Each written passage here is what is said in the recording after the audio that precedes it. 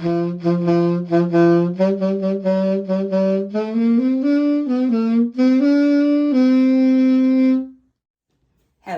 and welcome to the table. I'm your host, Teen Wolf.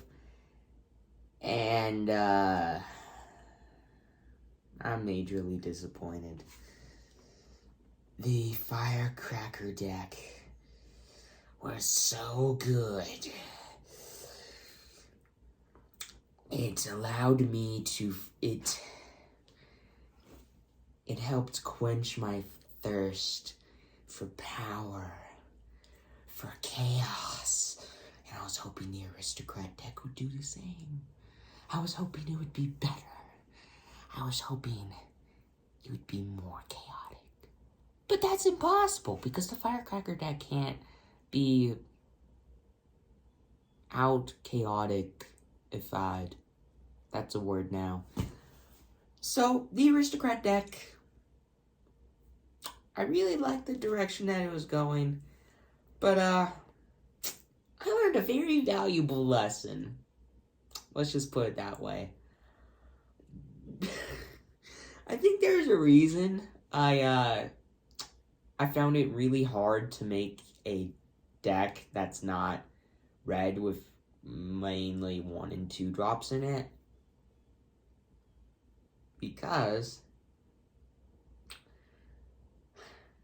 every deck that you play that's going to be as aggro as that Aristocrat deck was, you're going to want card advantage in it. And black and white does have a lot of card advantage, but I didn't put any of it in there. Because I thought that the combo-y crap could kill the opponent, but yeah, I mean, you saw what, well, no, you didn't see what happened. I'm glad you didn't see what happened. It was, I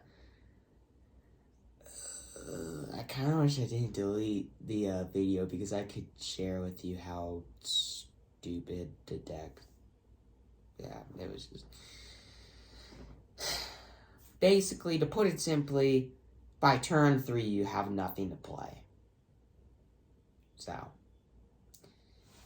every deck that you're going to play that's going to be as aggro as the Aristocrat deck was, you have to have card advantage in it, or you just have to win, like, on turn 4 or 5.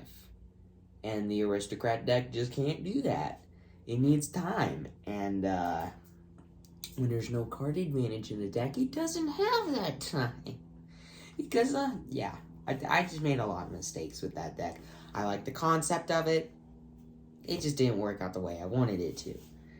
And, the deck, yeah, I'm just gonna get to a rating right now. The deck's a 6 out of 10. Well, that's me being generous. I'm probably gonna rate it lower than that now that I think about it. Well, there's a lot of removal in the deck. There's a lot of ways to deal with your opponent's threats. So it can kind of prolong the game for you to where maybe you can get a couple cards to help you, like, get closer to winning the game. But I had one game where I won with that deck really easily, but I pulled the perfect hand, basically. Like, I pulled a way to drain the opponent, and I pulled 3 really efficient sack fodder cards. I pulled 3 serrated scorpions, a blood artist, and a removal spell, and then 2 lands. And I drew another land, and then I drew another blood artist, and it was just broken. It was just chaotic. The opponent died really easily. And it sucks, but the deck just didn't perform the way I wanted it to. There's a lot of removal. It could have been a lot better than it was, but sadly, I just got greedy. I just got very greedy. One of these days, I will, like, remake the deck, and hopefully it'll be better. But until then, I'm just gonna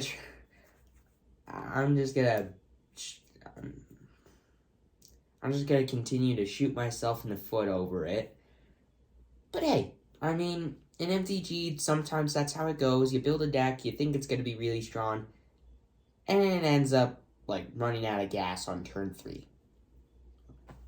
It sucks. But sadly, it just happens. It just happens. So, the deck, 6 out of 10. Really horrible. I'm really sad that I had to rate it that low, but I have to. Best card in the deck, probably going to be Blood Artist, because, I mean, of all the cards in the deck, that card is easily the best, because it damages your opponent, it allows you to gain life, and then it's a pretty cheap card. It's definitely not the best creature. It's a 2-mana 0/1, but it has a really powerful effect.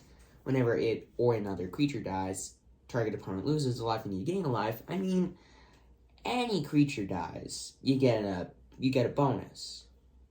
Whether it's yours or your opponent's. I mean, that's pretty good. That's pretty good.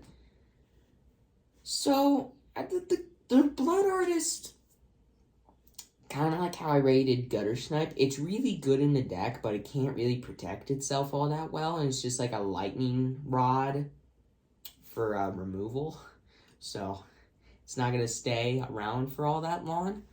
And I'd say the card, like Gutter Snap, I'm going to rate it a 9 out of 10. Really solid card, but it's just a lightning bolt for removal. It's just not going to stick around for all that long.